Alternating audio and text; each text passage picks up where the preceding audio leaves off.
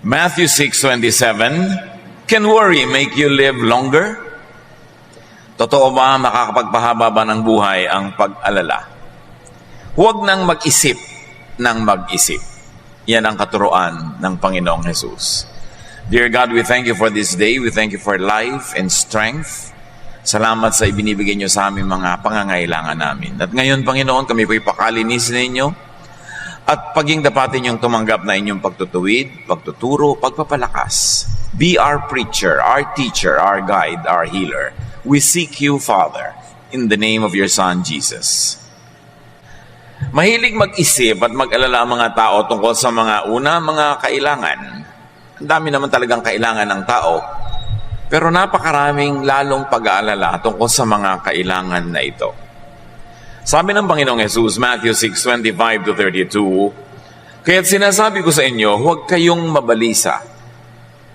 Sino sa inyo ang makapagpapahaba ng kanyang buhay ng kahit isang oras sa pamamagitan ng kanyang pagkabalisa? Kaya't huwag kayong mag-alala na baka kayo kapusin sa pagkain, inumin o damit. Hindi ba't ang mga hente lang nagbabahala tungkol sa mga bagay na ito? Alam na ng inyong Ama na nasa langit na kailangan ninyo ang lahat ng ito. Paulit-ulit, yan ang tema ng turo ng Panginoong Jesus. Huwag mag-alala.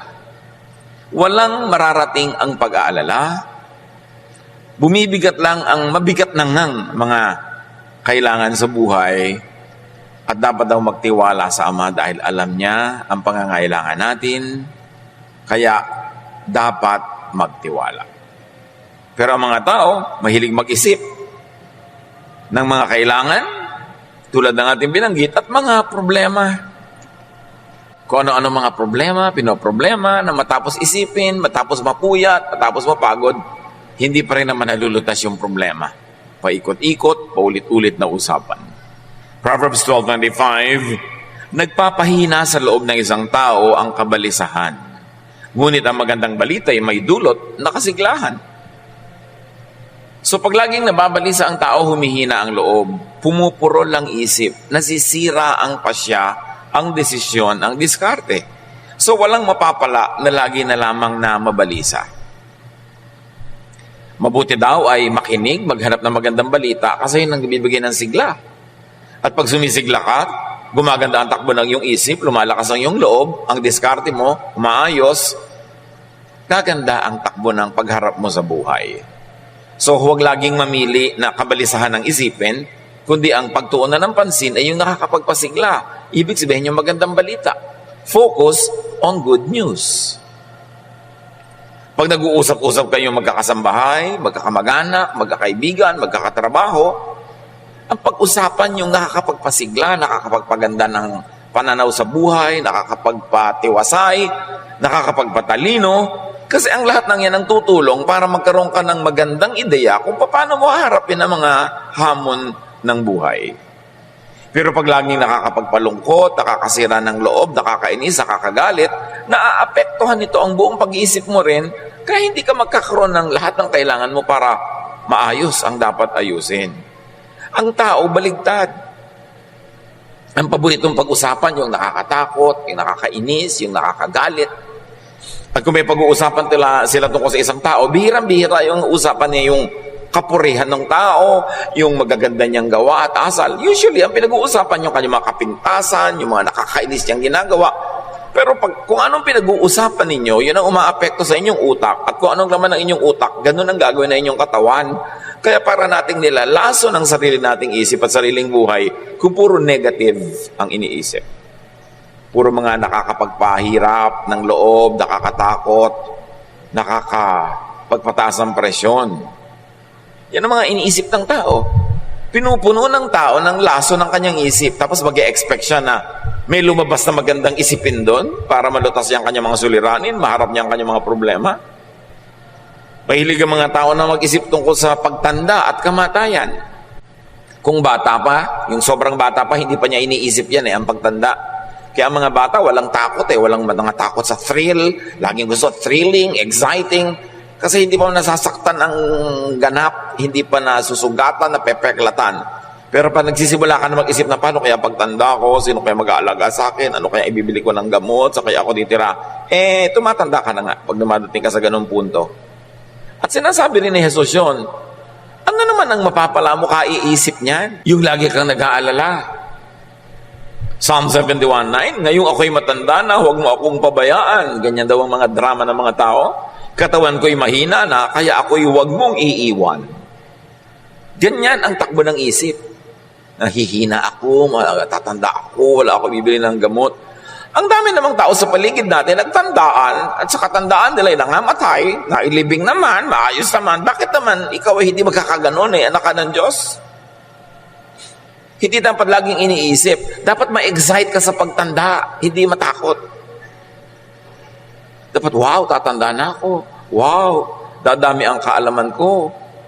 At kung marami kang itinanim sa buhay, wow, aanin na ako ng mga itinanim ko sa buhay.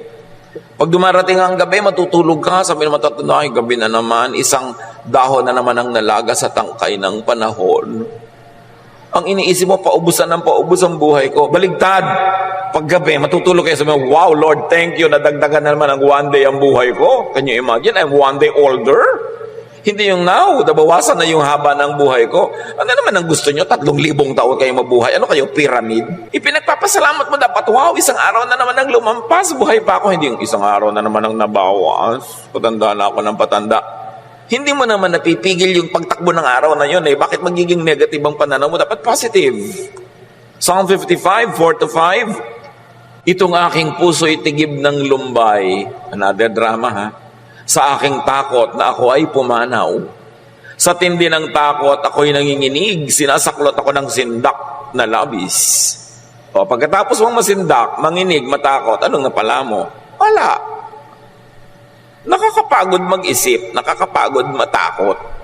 Ang kailangan sa tao, disiplinahin ang utak niya. Na pag siya ay inaakay ng utak niya patungo sa mga isiping nakakatakot, nakakalungkot, nakakasira ng loob, siya ang umakay sa utak niya, dadalhin niya sa mga nakakatuwa, nakakapagpasigla, nakakapagpasaya. It's a matter of discipline. What thoughts you allow to linger in your mind become you. So pag ang inilalagay mong isipin ay alalahanin, magiging maalalahanin ka at ang mukha mo will show it. Disiplina. Sabi nga ni Martin Luther, you cannot stop birds from flying over your head, but you can stop them from nesting in your hair. Hindi mo naman talaga mapipigil kung may ibong lumilipad sa himpapawarin, dumaan sa ibabaw ng ulo mo, kasi malayo, hindi mo mapipigil, pero mapipigil mo ang ibon na yun na magpugad sa buhok mo. Ganon din yung mga negative thoughts. Minsan, tumatawid talaga sa isip natin, biglang parang jet na umuusok dyan sa langit, pero pwede mo namang itaboy. Pag nagsisimula ka ng magdramang bukid, itaboy mo yung drama. Yan ang problema sa atin, ang daming drama, puro drama. Wala namang napapala, nalulungkot lang, natatakot, humihina ang loob. Yan, at iba pa, marami pa tayong mga ibang isipin na puro mga pampabigat. Pero ang totoo, wala namang mabuting idudulot ang pag-iisip. Wala. Ulit-ulitin natin yan sa ating sarili. Itaboy ang nagpapalungkot, nananakot ng mga ideya. Ecclesiastes 5:3, ang panaginip ay bunga ng maraming alalahanin. Sabi na, may nanaginip po ako, ano kayang kahulugan? Walang kahulugan yon. Isip ka kasi ng isip. Kaya nung tulog ka na, tumuloy pa yung isip mo. Kaya yung mga matutulog na lang, manonood pa ng horror, tapos nagtataka, bakit po kaya ako laging binabangungot? Nagtaka ka pa. Alam niyo ba yung isip natin, pwedeng kausapin yan? Sabihin mo sa isip mo, may problema ako, hindi ko alam ang gagawin. Alin bang pipiliin kong solusyon na naiisip ko? 1, 2, 3? O yung hindi ko pa alam, pero may solusyon number 4 pala. Matutulog ako, isip.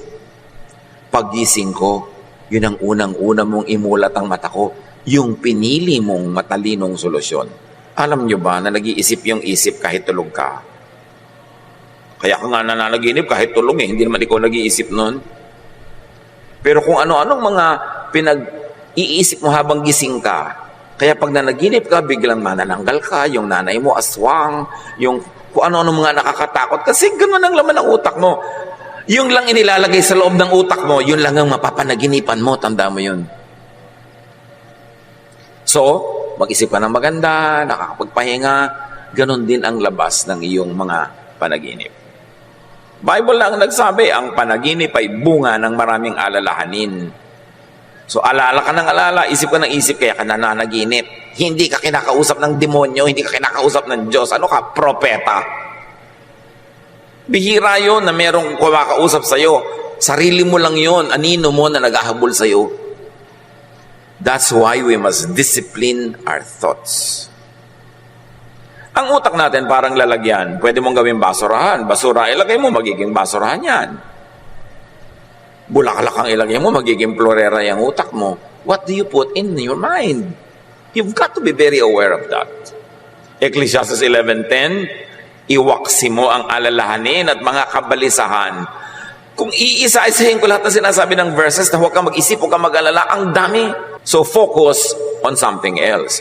Pag sinabing iwaksi mo ang alalahanin, ibig sabihin, tanggalin mo sa utak mo yan at palitan mo ng iba. It's your choice. Napipili natin ang inilalagay sa ating isip. Importante na maging mapili. At turo ni Jesus, huwag mag-isip ng mag-isip. Ang ibig sabihin lang naman ay, huwag mag-alala.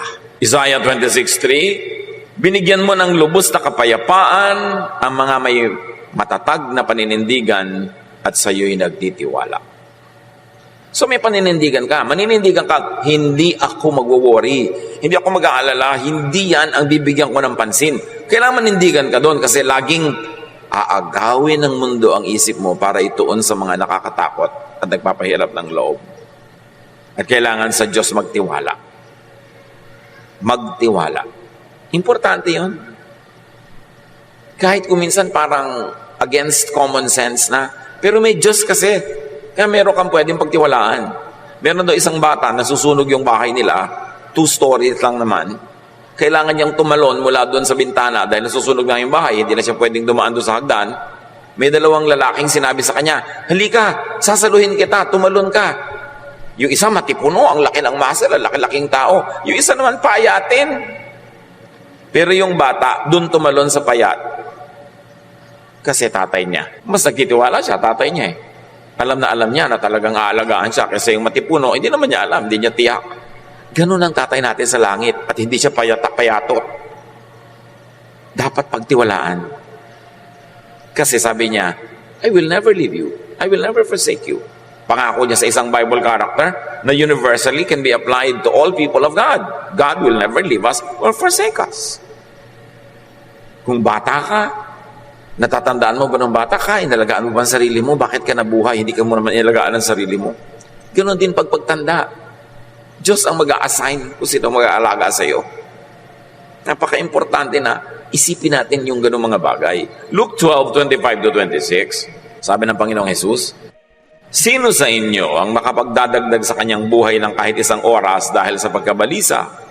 Kung hindi ninyo magawa ang ganoong kaliit na bagay, bakit kayo nababalisa tungkol sa ibang mga bagay? Kung hindi nyo kayang dagdagan ng isang oras ang buhay nyo by worrying, ba't yung iba, inaalala nyo pa, hindi nyo rin yan magagawa. Sayang ang effort. Sayang ang pag-iisip. Ang tanong ngayon, paano iiwasan? Paano ba bawasan ang pag-alala? Well, unang-una, ang ibig sabihin ng ipasa Diyos yan ay magplano. Nag-aalala ka, paano kaya ako pagtanda ko? Di magplano ka habang di ka pa matanda. At ito'y para doon sa mga hindi pa matanda. Kasi kung matanda ka na, parang pagulin na ng konti. No? Pero pwede ka pa rin magplano para next week, para next year, next month. Kahit may edad ka na. Magplano. In other words, preempt, unahan ang problem o need. Iniisip mo, pagtanda ko, magkakasakit ako. Siyempre, pag nagkasakit ako, magpapatingin ako sa doktor. Baka magpapa-hospital ako. Magpapagamot. Anong gagawin ko? Di magbubili ka ng insurance na matino. Yung hindi 1, 2, 3 ha, hindi fly by night. Plano. O ayaw mo ng insurance, hindi ka naniniwala, gumawa ka ng isang alkansya na kasing laki ng jeepney, hulugan mo ng barya, at ipanalangin mo huwag ma-demonetize yung barya mo. Baka naman yung pera mo may nakalagay pang victory. Panahon pa ng hapon yun. Di ba? O bagong lipunan. Dapat yung pera mo current. Unahan mo yung problema. Wala namang taong tumatanda na hindi nagkakasakit eh. Magkakasakit at magkakasakit ang tao. Alam na nating lahat yun. Nakita na natin, nagkasakit ang mga lolo natin, nagkasakit ang mga magulang natin. Tapos kayo, wala man lang health insurance. Anong inaantay nyo sa buhay nyo pag nagkasakit kayo? Magic. Kailangan meron. Alam naman ng tao na mamamatay lahat. Lahat namamatay. Si Jesus nga namatay. So, pag ba namatay kayo, meron na kayong libingan. Wala. Kanina nyo ipapaproblema yung libingan nyo. Yung iba, ibinibili mo na nga. Magtatampo pa. Uy, pinapaiksi mo na yata ang buhay ko. Pinapanalangin mo na yata ang mamatay ako. Anong klaseng kamangmangan yan? Dramang bukid. Bakit hindi ka ba mamamatay? Masama bang paghandaan yon? Dapat nga, paghanda mo na yung pamburol mo, kaya lang iba-ibang sizes. Dahil hindi mo alam kung payat ka o mataba ka sa oras ng iyong kamatayan.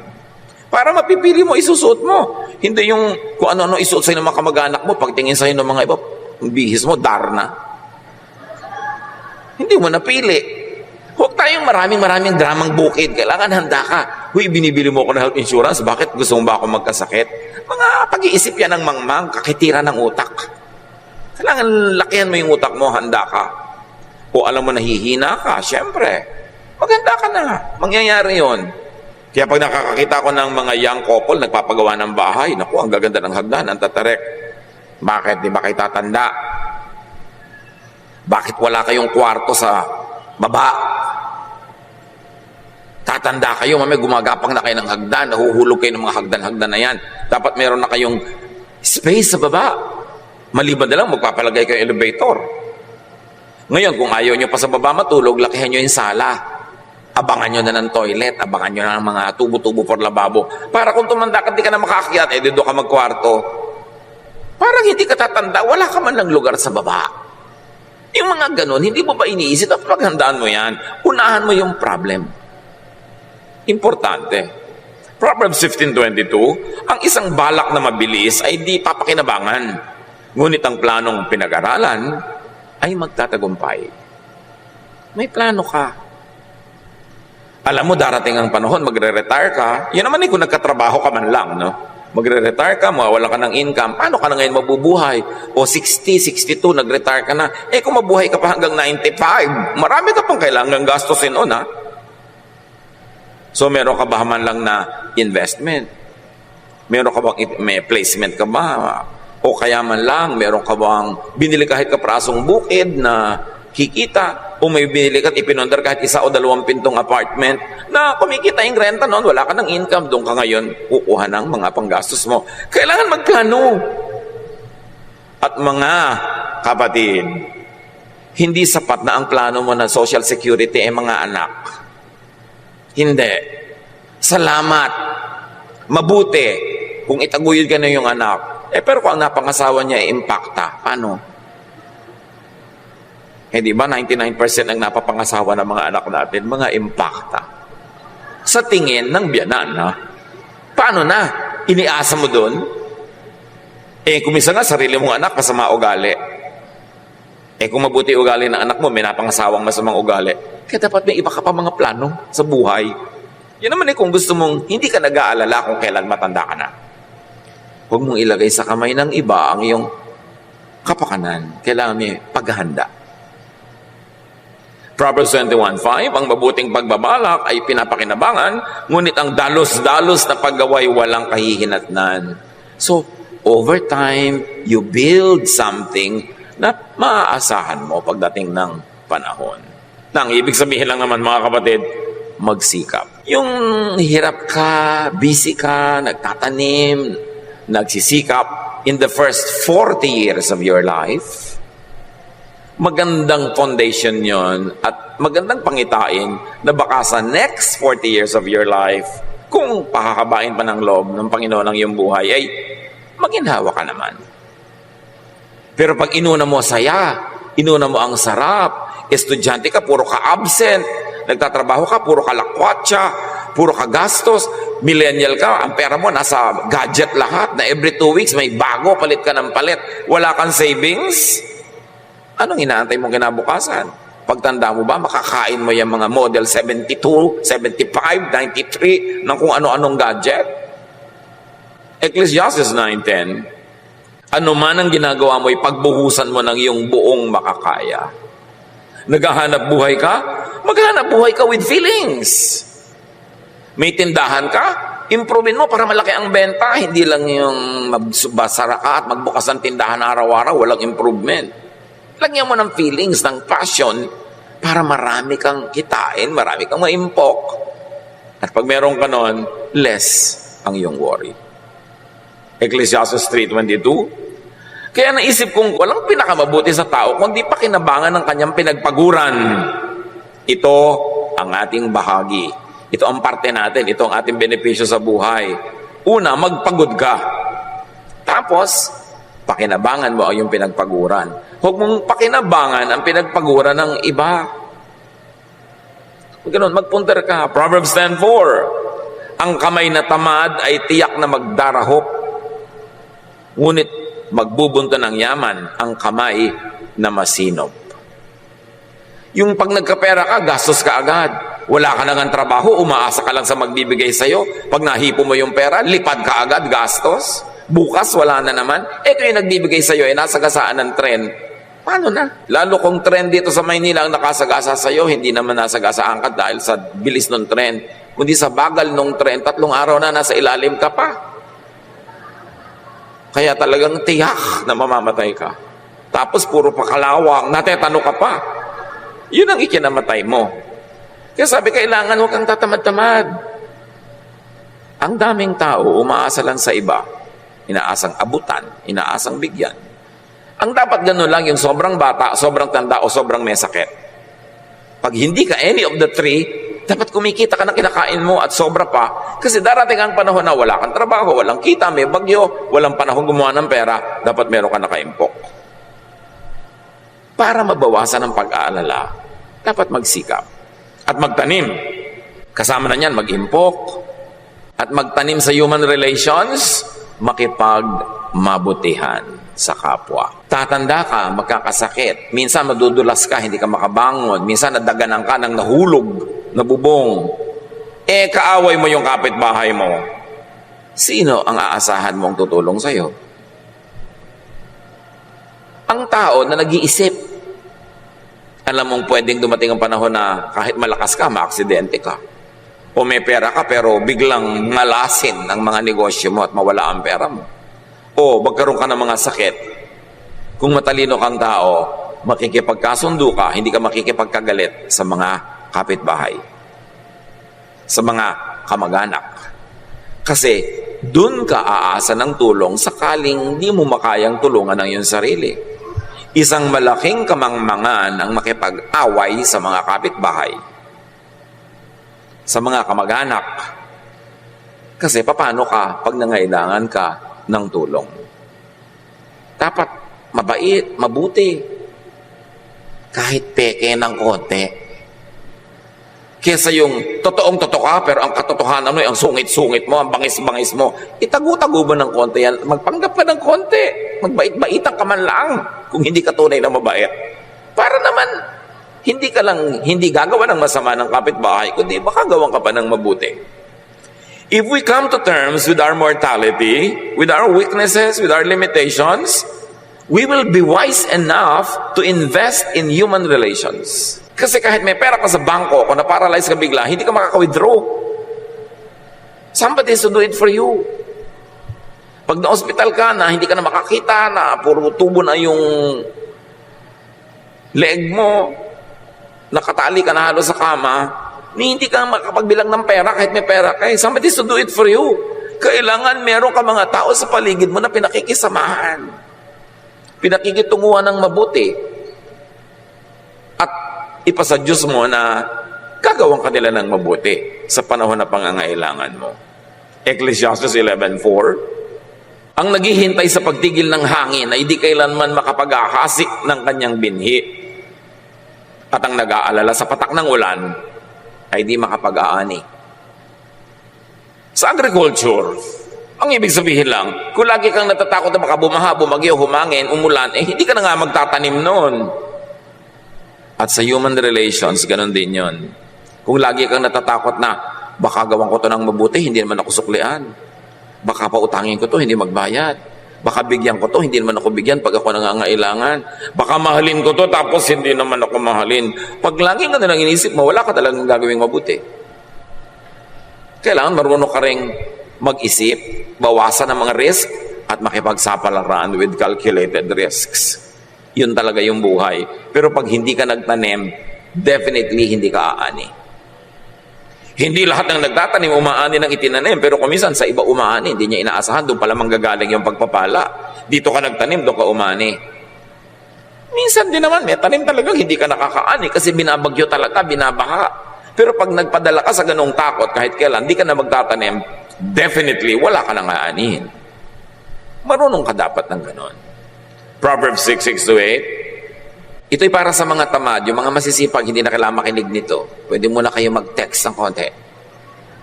Pero dahil maraming tamad, makinig kayo. Proverbs 6:6-8. Tingnan mo ang mga langgam. Ikaw na taong ubod ng tamad. Pamumuhay nila'y masdan mo at nang ikaw ay mamulat.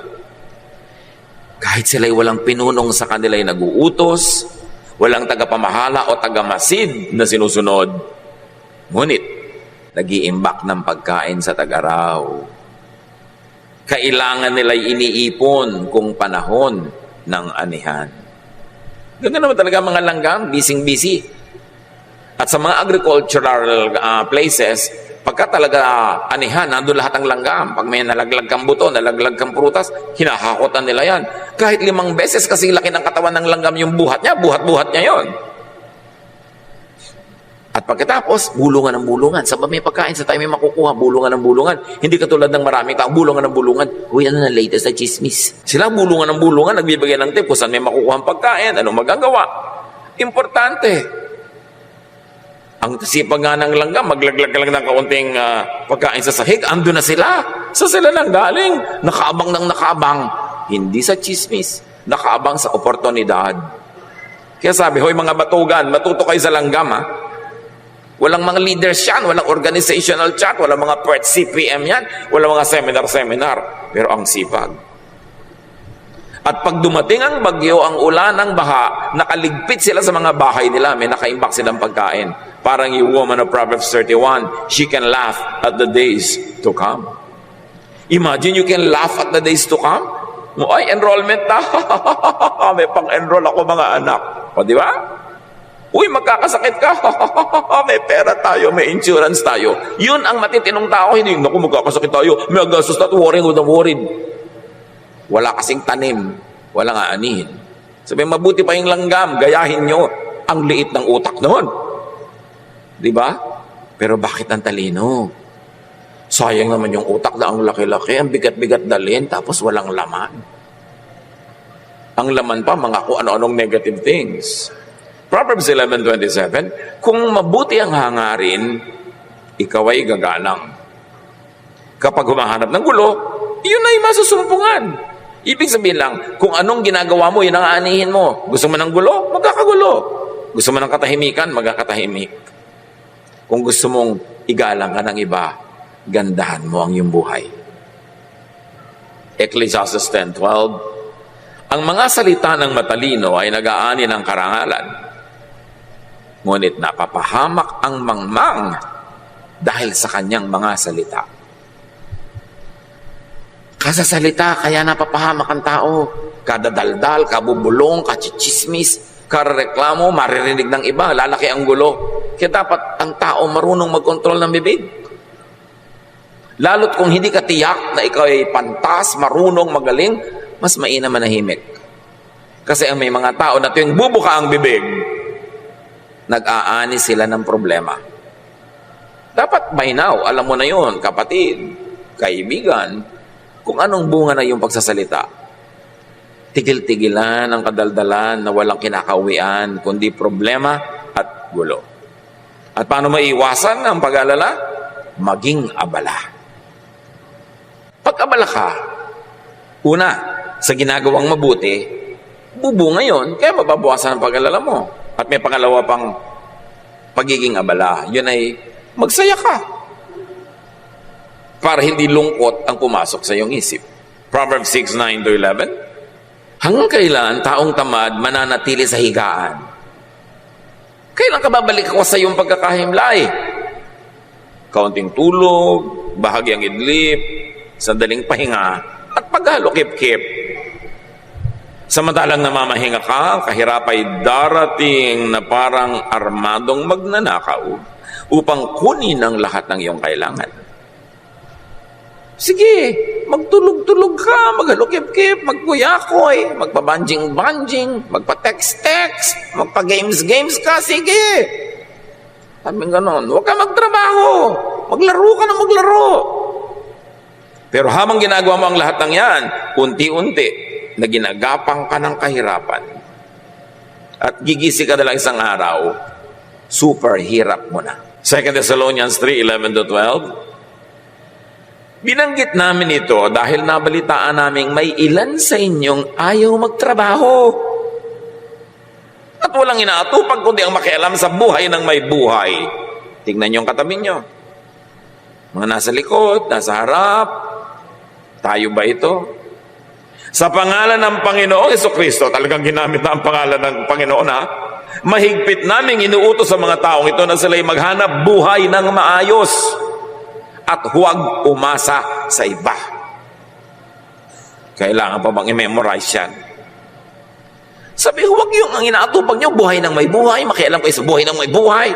Kung kailan ang birthday ng isang artista, sino na bang asawa kayo ni ganitong artista, huwag nyo nga pakialaman yan kasi hindi yan pagkakaperahan. Ang atupagin nyo, sabi ganoon, maghanap buhay kayo. At liban nila kayo sobrang bata, sobrang tanda o may sakit, huwag kayong umasa sa iba. Aba, may nabalitaan pa ako. OFW. Namatay na ang ina. Ang tagal na. Kasi hindi siya umuwi. Hindi sinabi ng mga kapatid. Bakit? Para huwag tumigil magpadala si OFW ng perang pampagamot at panggastos ni nanay. Ang tagal na palang naagnas. Namatay na yung nanay, padala pa siya ng padala ng papagamot. Niloloko ng mga kapatid. Sinabi, huwag kayong aasa sa iba. At huwag tayong sobrang umasa sa mga OFW. Kailangan pa bang ulit-ulitin, hindi naman madaling kitain yung pera nila, na ang pera naman nila, sweldo lang, constant, yun lang. Pag nagpadala sa iyo sa ganitong petsa, ibig sabihin na susunod yan sweldo sa ganong araw. Tapos kalagitnaan, susulat ka na naman, tatawag ka, text ka, may hihingin ka. Bakit? Hindi pa siya sumusweldo. Saan mo siya pakukuhanin ng pera? Tapos uutang para magdebu, uutang para mag-birthday, mag-party, mag-baile, mag-inuman. Ang inuutang mo lang dapat yung pampuhunan na pinag-aralan mo, natutubo. Kikitain mo yung pambayad sa utang. Pero yung uutang ka para lamang pang-arte, pang-gastos, isang malaking kabaliwan. Tapos iba yung nagbabayad. Laging gusto mo gadget na ganito, gusto mo ganung original pa, gusto mo pa branded. Bakit kinita mo na ba yan kung hindi pa? Nakarating ka na ba sa Divisoria? Doon ka mamili, ha? Kung wala ka pang masyadong kinikita. Huwag na gusto mo pa doon sa mga mamahalin. Deserve before you desire. Yung ang forma-forma mo, branded ang mga damit, branded ganyan, tapos wala ka namang income, saan mo kinuha yun? May ibang nagbayad. It is ungodly. It is not good.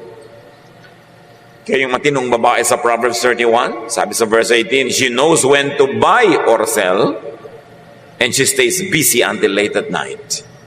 Yun yung babaeng who can laugh at the days to come. So marami na tayong sinabi tungkol sa pagtatrabaho, pagtatanim, paggawa ng mabuti para huwag mag-alala. Diba? Yun ang topic natin, para huwag mag-alala. Meron pa namang isang para huwag mag-alala, maglibang. Tagalog ito, ha, hindi yung Bisayang maglibang.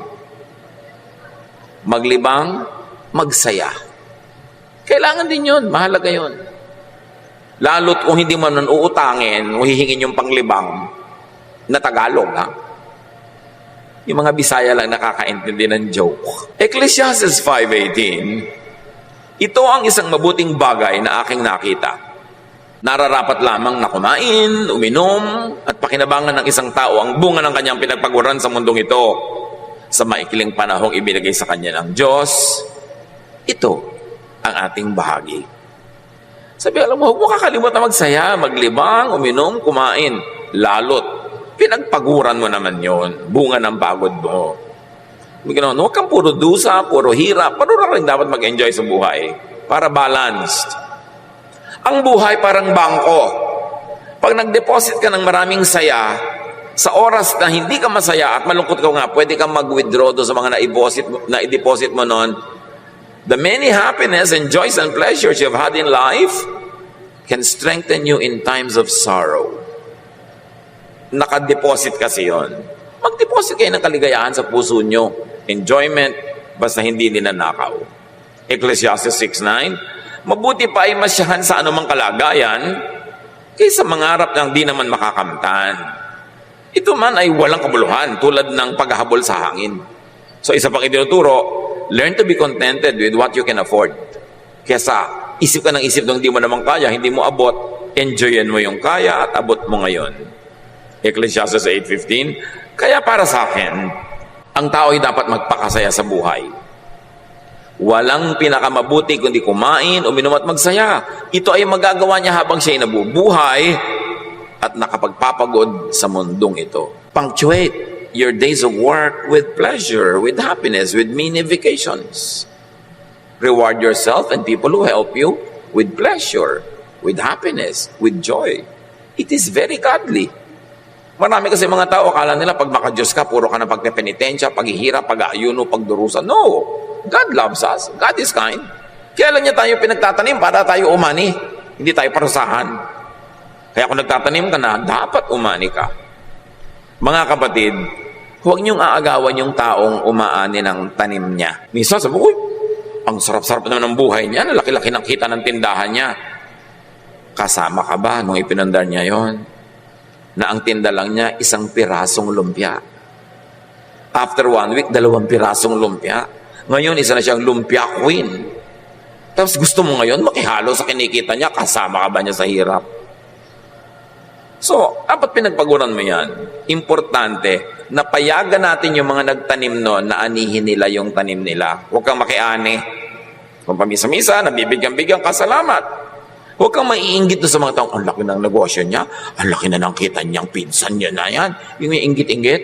Pero pinaghirapan nila yon. Deserve nila yon. Do not covet what is not yours. Kaya halimbawa, mga anak, tanim kayo ng mga magulang nyo eh. Dapat paanihin nyo sila. Kasi tanim kayo. Mga manugang, yung napangasawa ninyo, tanim nyo ng magulang niya, ng biyanan nyo, paanihin nyo yung biyanan nyo. Yung mga magulang nyo rin, paanihin nyo rin. Lahat ng tumulong sa inyo sa inyong buhay, kaya sino pa yon, kaya malaki o maliit na tulong, kailangan pagkaya nyo na salang bigyan ng ani, paanihin nyo. Kasi tanim kayo eh. Yun ang kalooban ng Diyos, ang itinanim, inaani. Napakasama yung wala kang utang na loob. Yung tinaniman ka, wala man lang mapitas sa'yo. Wala man lang mapakinabang sa'yo. Samantalang binigyan ka ng pagod, hirap, lahat-lahat. Ganun ang taong maka-Diyos at desente. Lahat ng tumulong sa'yo, tutulungan mo rin. Lahat ng naghirap sa'yo, susuklian mo. Ibayo pa doon kung kaya mo pa. Ganun ang pagiging maka-Diyos. So matapos mong magtanim, mag-invest, magplano, ipasa Diyos ang lahat. Nagawa mo na yung dapat mong gawin. Halimbawa, nagtanim ka ng buto, huwag mo hukayin bukas para tingnan kung tumutubo. Diyos ang magpapatubo. Pero ikaw magdidilig, ikaw mag-aalaga. So, ipasa Diyos mo na pag nagawa mo na yung balak mo. Katulad na marami mga magulang, paano kaya lalaki ang anak ko, lalaki kaya ang matino? Habang bata, turuan mo ng turuan at pagkatapos bahala na sa kanya ang Diyos. Nagtanim ka na eh. Sabi sa Bible, train up a child in the way he should go, and when he is old, he will not depart from it. So huwag nang problemahin yung pagiging old niya. Nataniman mo nung yang, yun ang magiging siya. 99% of the time. So imbes mag-alala ka kung paano siya lalaki, palakihin mo ng tama ngayon. Yung first 10, 15, 20 years ng bata na nasa piling mo, taniman mo ng lahat ng mabubuti, sipag, kabaitan, pagiging makadiyos, makatao. At pagkatapos nun, pawalan mo na, magbubunga na yung itinanim mo.